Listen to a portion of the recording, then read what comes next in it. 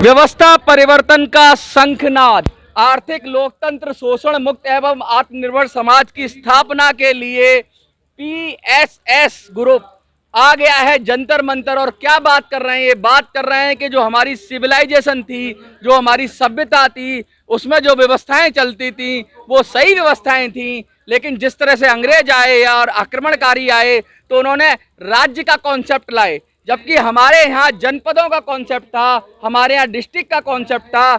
हर जनपद की अपनी भाषा थी, हर जनपद की अपनी तरीका था, हर जनपद का अपना काम था, हर जनपद की अपनी आर्थिक इकोनॉमी थी और कोई भी उस जनपद की इकोनॉमी को छेड़ता नहीं था। लेकिन इन राज्य की व्यवस्थाओं ने सब बंटाधार कर दिया, देश को रसातल में मिला दिया। तो इनका जो कॉन्सेप्ट है कि वापस हमें जड़ों की ओर लौटना होगा, हमें फिर से जनपदों की बात करनी होगी और भारत को फिर से जनपदों में बांटकर हमें उसे स्थापित करना होगा। आइए हम बात करते हैं।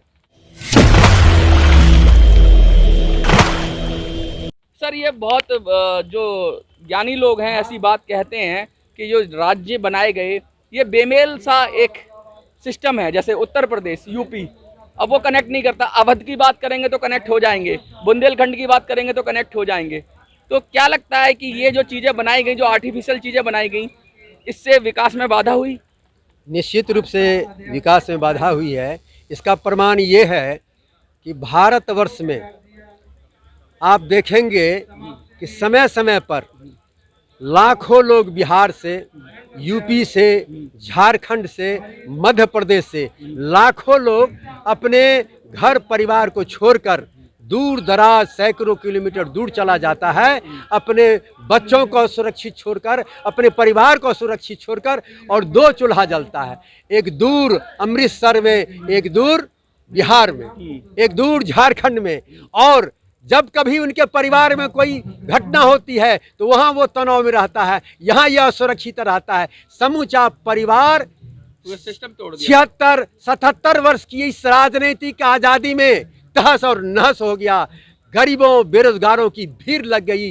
ट्रेन में लाखों करोड़ों लोग लद लद के भटकते रहते हैं। हो रहा है देश के जी हाँ, देश के अंदर ही माइग्रेशन हो रहा है। रिफ्यूजी की फौज खड़ी है। आप कहते हैं कि जब कहीं युद्ध होता है तब रिफ्यूजी का निर्माण होता है। यह दुर्भाग्य है।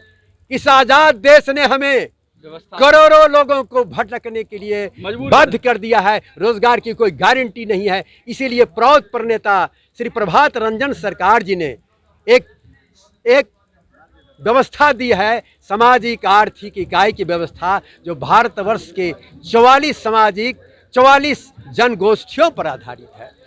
और उन जनगोष्ठियों की अपनी संस्कृति है, अपनी लोकगीत है, अपनी लोक परंपरा है, अपना रहन सहन है, अपनी वेशभूषा है, अपनी भाषा है। इन संस्कृतियों को लेकर और वहाँ के प्राकृतिक संसाधनों को लेकर वहाँ का आर्थिक विकास किया जाए। जैसे मैं आपको बताता हूँ, बिहार का एक मिथिला आपको रोकूंगा, क्या पुनः गठन की बात कर रहे हैं पूरे देश में जो राज्यों की व्यवस्थाएं हैं? राज्य पुनर्गठन नहीं, बल्कि सामाजिक आर्थिक इकाई, आत्मनिर्भर, आत्मपोषित, आत्मनिर्भर। पैरेलल रहेगी दोनों व्यवस्थाएं? राज्य भी रहेगा, ये जनपद की व्यवस्था भी रहेगी, या जनपद ही रहेगा मेन? जनपद मुख्य रहेगा। हाँ। और प्रशासनिक शासन के लिए, जैसे अभी जिला कहते हैं, हाँ, प्रशासनिक शासन के लिए हमारा वह भी एक धारा रहेगा। लेकिन उस धारा में ये पॉलिटिकल पार्टी नहीं रहेंगे। अच्छा, there is no political party. जैसे कि संविधान की 6ठी अनुसूची में जैसे आदिवासी काउंसिल होती है, ऑटोनोमस काउंसिल, उस तरह की बात कर रहे हैं क्या? हमारा कहना है कि हमारा एक पॉलिटिकल कंट्रोल अवश्य रहेगा। हाँ। एक आर्थिक इकाई रहेगी। हाँ। और आर्थिक इकाई में स्थानीय लोगों के हाथ में आर्थिक शक्ति और सत्ता रहेगा। अब ध्यान दें, स्थानीय लोगों के हाथों में आर्थिक सत्ता और शक्ति रहेगी। बहुत बड़ी बात कह रहे हैं आप। जो गांधी जी कह गए थे कि पावर का डिसेंट्रलाइजेशन होना चाहिए, गांव की ग्राम स्वराज की उन्होंने बात की, लेकिन आप अब जिला स्वराज तक मुझे लगता है इस बात नहीं, हम एक आर्थिक इकाई में, गांव-गांव में, प्रखंड में, हाँ, हमारी योजना बनेगी आर्थिक इकाई में प्रखंड स्तर पर। वहां के कच्चे माल पर आधारित उद्योग खोलेंगे और जैसे कि आदिवासियों के केस में होता है कि वो कहते हैं कि भाई हम जल जंगल और जमीन पर हमारे अधिकार है और संविधान उन्हें प्रोटेक्ट भी करता है। तो आप चाहते हैं पूरे देश में व्यवस्था हो कि जिले के लोग अपनी संपदा का, खनिज संपदाओं के मालिक हो जाएं? अपनी संपदा पर वहां पर आधारित कल कारखाना खुले और वहां का कच्चा माल एक तिनका भी बाहर नहीं जाए। और मैं आपको बताऊं कि जिस बिहार से, मैं बिहार से इसलिए आपको स्पष्ट बताता हूं, जिस बिहार में कल कारखाने नहीं हैं, हमारा उत्तर बिहार खास करके, दक्षिण बिहार में कुछ खनिज संपदा भी है, उत्तर बिहार में भरा पूरा है क्या कहते हैं कृषि संपदा। वहां पर ऊख पर, बांस पर इतनी बांसें हैं कि पूरे हिंदुस्तान को हम पेपर सप्लाई कर सकते हैं और एक भी पेपर इंडस्ट्री हमारे यहाँ नहीं है, इतने बांस हमारे। जैसे कि हरियाणा की बात कर लें कि हरियाणा में इतना मोटर व्हीकल का सारा काम होता है, इतना सारा है, और हरियाणा के वर्करों को काम नहीं मिलता, बाहर से दूर दूर से लोग आते हैं, ये कहना चाह रहे हैं आप? नहीं, हमारा कहना ये है कि स्थानीय लोगों को ही रोजगार मिलेगा, बाहर के लोगों को हम अपने क्षेत्र में रोजगार नहीं देंगे।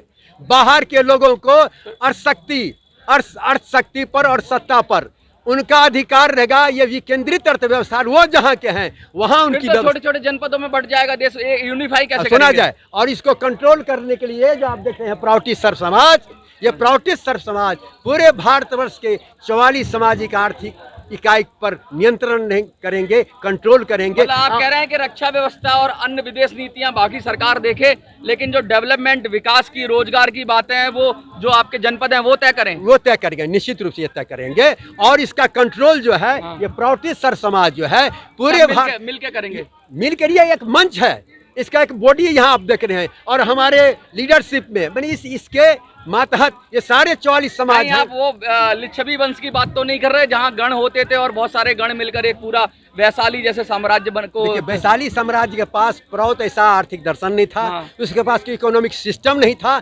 हमारे पास एक इकोनॉमिक सिस्टम है। नए जमाने के आप, नए जमाने के लिच्छवी हो आप, ये कहना चाह रहे हो? नहीं, लिच्छवी नहीं, आप हमारा एक प्रौत आर्थिक दर्शन है जिसकी व्याख्या इस मंच पर मैं अभी नहीं कर सकता हूँ। प्रौत सामाजिक आर्थिक एक नीति है जिसमें कहता है सामाजिक आर्थिक सभी व्यवस्था का कंट्रोल रहेगा सदविप्रों के हाथ में। And this is new leadership. सदविप्र माने हुआ स्पिरिचुअल बेस, अष्टांग योग पर आधारित आध्यात्मिक चेतना की बात कर रहे हैं अब। मैं कुछ महिलाएं भी हैं, मैं फिर आता हूँ आपके पास। मैं ये पूछना चाहता हूँ कि जो लीडरशिप है, अभी लीडरशिप दो तरह की लीडरशिप होती है, एक तो होता है बॉस और एक होता है लीडर। मतलब दोनों, बॉस होता है जो सब पर हुक्म चलाता है, जो पद से बनता है, और लीडर अपने कर्मों से बनता है। जब पूरे दुनिया में ही क्या, पूरे देश में क्या, पूरी दुनिया में जब पद की इतनी महत्वता हो गई कि पद पे बैठकर आदमी ही पावरफुल लगता है, तो आप कहाँ से लीडरशिप डेवलप कर पाओगे? बहुत मुश्किल काम नहीं लगता आपको ये? बिल्कुल मुश्किल नहीं है। नमस्कार सभी को। बिल्कुल मुश्किल नहीं है ये। अगर आप सोचेंगे स्टांच मोरलिस्ट जो होगा, अगर आप मोरलिस्ट होंगे, आपको पद की, प्रतिष्ठा की आपकी लालच नहीं होगी। हमें राजनेता नहीं चाहिए, हमें नेता चाहिए।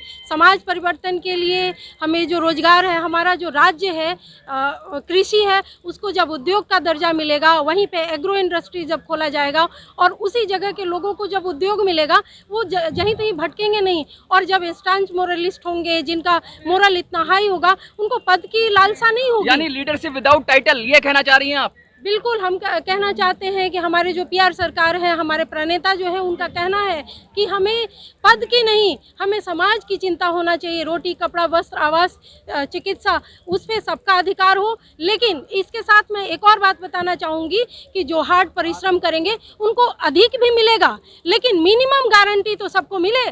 समाज जो भटक रहा है, जो आज हमारे यंग जनरेशन है, अपने राज्यों को छोड़ करके शहर में भाग रहे हैं, अपने देश को छोड़ करके विदेश जा रहे हैं। एक और चीज़ बहुत महत्वपूर्ण है, आप जिस जगह पे जा करके रहना चाहेंगे, इसकी अधिकार आपको होगी, आप जरूर रहें, वहीं कार्य करें, लेकिन उस जगह के सिस्टम को आपको अपनाना पड़ेगा। आप यहाँ से छोड़ करके फिर अपने राज्य भागे, वहाँ की चीज़ों को लेकर के अपने ये सिस्टम पर रोक लगना पड़ेगा। हर राज्य को अपने अपने कार्यों को समझना पड़ेगा, को या जनपद को। जी, पीएसएस को। देखिए, लगातार ये बात हो रही है, बहुत सारी बातें रखी इन्होंने कि जब ये इस तरह का सिस्टम, जो सारी दुनिया में नौकरों का सिस्टम है, जहाँ पे पद की बहुत वैल्यू है, जहाँ पे हर व्यवस्था पद से चल रही है, वहाँ पे लीडरशिप, नेचुरल लीडरशिप को डेवलप करना, वो बहुत बड़ी बात कह रहे हैं। सर, क्या लग रहा है आपको? इतनी बड़ी बात है, कोई व्यवस्था परिवर्तन की बात है, कोई सरकार बदलने की बात होती तो हो जाती, किसी का विरोध करना होता, फटाक से इसको करो, बड़ा आसान काम है। व्यवस्था बदलना क्योंकि सारी व्यवस्थाएं एक दूसरे को पोषित कर रही हैं। संसार में एक व्यवस्था बदलोगे तो एक व्यवस्था बदलने से काम चलेगा नहीं, जड़ से ही उखाड़ के फेंकना पड़ेगा।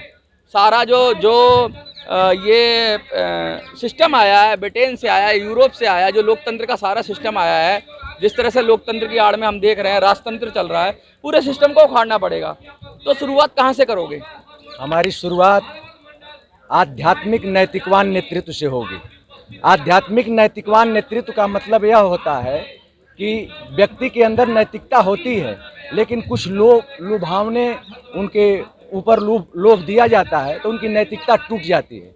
लेकिन यह प्राउटिस्ट सर्व समाज आध्यात्मिक नैतिकवान नेतृत्व तैयार करेगा और उसके अंदर 1 रुपया या 1 करोड़ की घूस होगी, वह उसको स्वीकार नहीं करेगा और व्यवस्था में आमूलचूल परिवर्तन करेगा। कृषि के क्षेत्र में कृषि को उद्योग का दर्जा दिलाने का काम करेगा, जिस पर 40% उद्योग देंगे, और कृषि पर कच्चा माल जो हमारा होगा वहीं स्थानीय स्तर पर उसी को पक्का माल हम बनाएंगे, उस पर 20% लोग काम करेंगे और उसी कृषि के कल कारखाने को चलाने के लिए जो औजार लगेंगे और कृषि उत्पादन में औजार जो लगेंगे उसको तैयार करने के लिए 20% लोग काम करेंगे और 10% व्हाइट कलर जॉब पर काम करेंगे और 10% ट्रेड और कॉमर्स पर काम करेंगे और हम 100% रोजगार की गारंटी देंगे।